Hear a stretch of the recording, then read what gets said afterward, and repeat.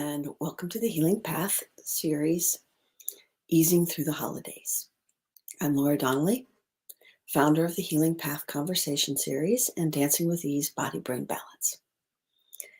People hire me to teach them to move out of pain and into healing. These conversations in the Healing Path with friends and also these little mini series that I offer are to open up the door to many different kinds of healing and the ways that we can achieve healing in our lives. And the main thing is that healing starts inside of ourselves with a decision to move into the direction of change, awareness, and doing things differently so that we have the opportunity to grow and change, to leave behind old habits because they were good at some time. They helped us. They were beneficial, but they aren't anymore. So we don't need to keep doing them or carrying them forward or any of that. So today is day 3, and I wanted to look at the ideas of uncertainty and inconsistency. And these are givens in life. Sometimes we don't want to admit that. But honest and truly, it is one of the things you can count on, uncertainty and inconsistency, like the weather. Where I live, it's been really cold. A bunch of negative degrees and wind chill, which is the wind blowing all the time out of the north. And next week it's going to be 50. I mean, how inconsistent is that?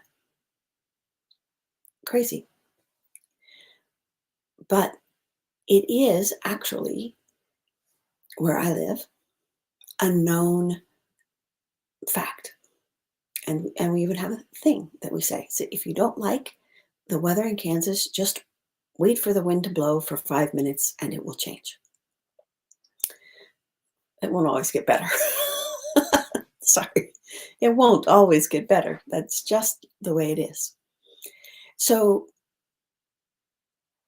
given the fact that we live in the world and we might like things to be organized and orderly and consistent, how do we deal with the fact that that's an idea and a framework that we try to fit onto life? We're going to get mad when our idea doesn't come together? Are we going to get all frustrated about, like, I go to the store, my store. They were out of cream when I went last time. They get deliveries, but sometimes there's not everything they ordered on the delivery. So am I going to stomp around? Am I just going to go to another store and hope they have it? Or ask them, do you have more cream coming in? Can I buy a bottle now? And will you save it for me? And I'll pick it up after the next order. I live in a small place. You can actually ask them to do that, and they'll do that. So it's just choices of how we're going to deal with the situation. And that means choices for me. Choices for what I'm going to do when I am confronted with the uncomfortableness in my system, when something that I set up and planned to have happen in a certain way didn't happen that way. And that is pretty much life. Now, I spent a huge amount of my time as a dancer. And part of what you do as a dancer is you practice over and over and over certain steps to the music in certain rhythms so that you can have some consistency and predictability. And still and all, in the moment of the performance, anything can happen. the music can stop. I worked with someone once, and he had 3 backup music systems. The one that was playing through the audio in the theater, a secondary one in the same sound booth that was running simultaneously but silently, so that if anything happened to the main system, the sound engineer just had to push a button and the second system would broadcast because it had been right in tandem. And then they had a third one in another room for if both of the systems in the sound booth got dysfunctional for some reason, they could run and get the third system and restart. They would have to make an announcement, the unexpected intermission, restart that piece, but they had some backup plans to handle those contingencies that were the most predictable uncertainties in that situation. So the first thing for me is to realize which things I rely on for consistency. And one of them is electricity.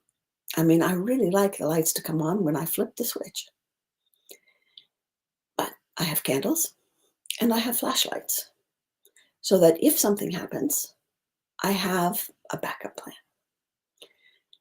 And so as old as I've gotten to be by now, I have realized that I can marshal my energies for solutions, or I can let myself go down the path of anger and frustration that what I anticipated, because it's happened many times before, and so I thought it was consistent, didn't happen.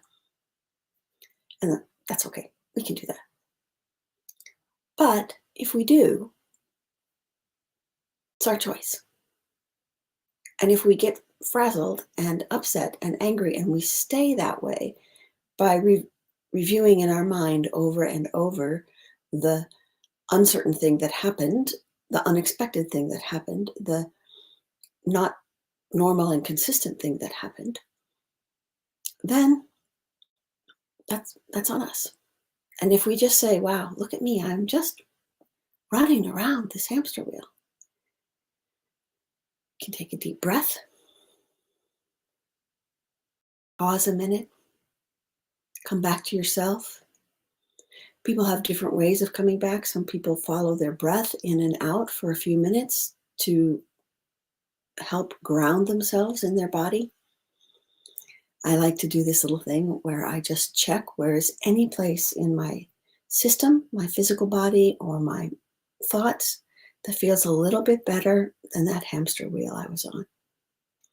And that is how I come back to myself in the face of uncertainty and inconsistency. I hope that was helpful tips today, and I'll see you tomorrow, maybe at a different time. It's Christmas Eve, so maybe not 9:30 in the morning. I announced at the beginning, consistency, it's not, although I like it, right? I like it in certain things. I don't really like to be consistent. So as we go through this, we'll see how I do. Take care.